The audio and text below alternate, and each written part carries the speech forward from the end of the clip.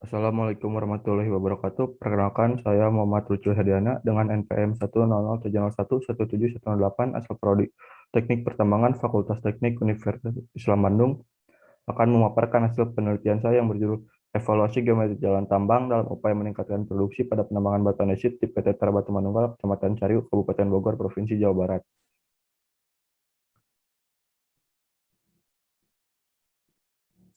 Latar belakang di mana pada daerah penelitian terdapat permasalahan mengenai tidak tercapainya target produksi penambangan. Hal tersebut dapat diakibatkan oleh kondisi geometri jalan tambang yang tidak sesuai dengan standar sehingga perlu dilakukan evaluasi terhadap penggunaan geometri jalannya.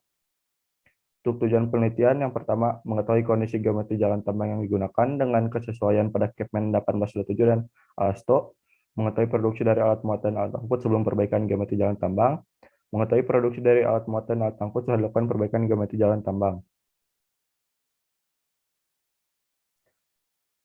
Metodologi penelitian adalah latar belakang masalah dan tujuan penelitian yang telah dijelaskan sebelumnya, dilanjutkan dengan pengambilan data seperti data primer dan data sekunder. Untuk data primer terdiri dari geometri jalan, karakteristik material dan waktu, sedangkan data sekunder spesifikasi alat, peta dasar, curah hujan, dan kependudukan. Dilanjutkan dengan pengolahan data meliputi perhitungan geometri jalan, perhitungan info, dan perhitungan produktivitas dan produksi alat muatan alat angkut. Dilanjutkan dengan evaluasi terhadap geometri jalan tambangnya. Jika produksi tidak mengalami peningkatan, maka dilakukan perhitungan kembali terhadap geometri jalan tambang. Jika produksi mengalami peningkatan, dilanjutkan dengan pembahasan serta kesimpulan dan saran. Ini merupakan peta topografi daerah penelitian dengan elevasi tertinggi di 287,5 mdpl, sedangkan elevasi terendah di 112,5 mdpl. Ini merupakan pembagian segmen jalannya, dibagi menjadi 16 segmen. Berikut merupakan lebar jalan lurus aktual, di mana terdapat beberapa segmen jalan yang berbeda lebar jalannya, mulai dari 5,183 meter sampai dengan 14,005 meter. Merupakan perhitungan lebar jalan minimal untuk satu jalur sebesar 4,985 meter, sedangkan dua jalur 8,725 meter. Berikut rekapitulasi perhitungan lebar jalan lurus. Untuk lebar jalan tikungan dimulai dari 5,283 sampai dengan 11,263 meter.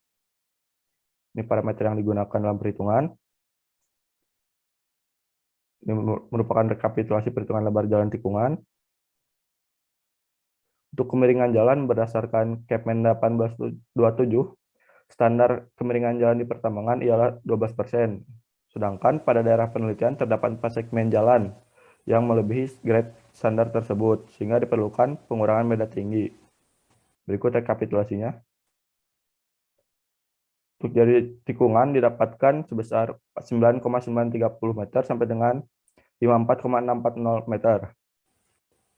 Ini merupakan rekapitulasi perhitungan jari tikungan.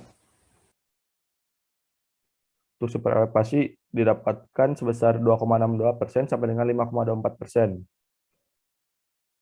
Ini rekapitulasi perhitungan super elevasi. Lanjut, ini merupakan rekomendasi segmen jalan setelah dilakukannya perbaikan, terdapat penambahan lebar jalan dan penurunan beda tinggi. Berikut merupakan rimpul untuk alat angkut Hino FM 260 JD 500. Ini perhitungan rimpulnya. Untuk waktu angkut teoritis kondisi berangkat isi didapatkan total waktu sebesar 2,24 menit, sedangkan berangkat kosongnya 1,56 menit. Didapatkan perbedaan dari waktu aktual dan rimpul 5,02 menit. Ini merupakan efisiensi kerja dari alat muat sebesar 49,48%.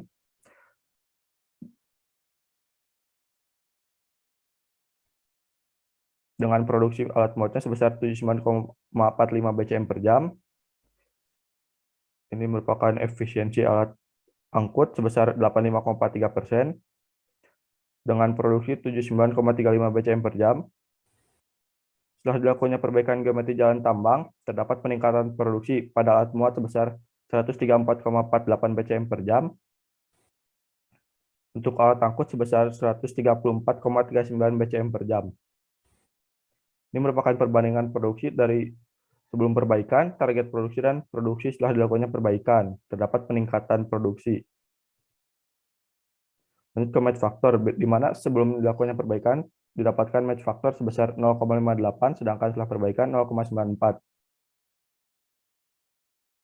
Untuk kesimpulan yang dapat saya berikan, masih terdapat kondisi geometri jalan tambah yang tidak sesuai dengan standar Capman, seperti lebar jalan, kemiringan jalan, jadi tikungan, super elevasi, dan cross slope. Produksi aktual dari alat muat sebesar 79,45 BCM per jam, sedangkan alat angkut 79,35 BCM per jam.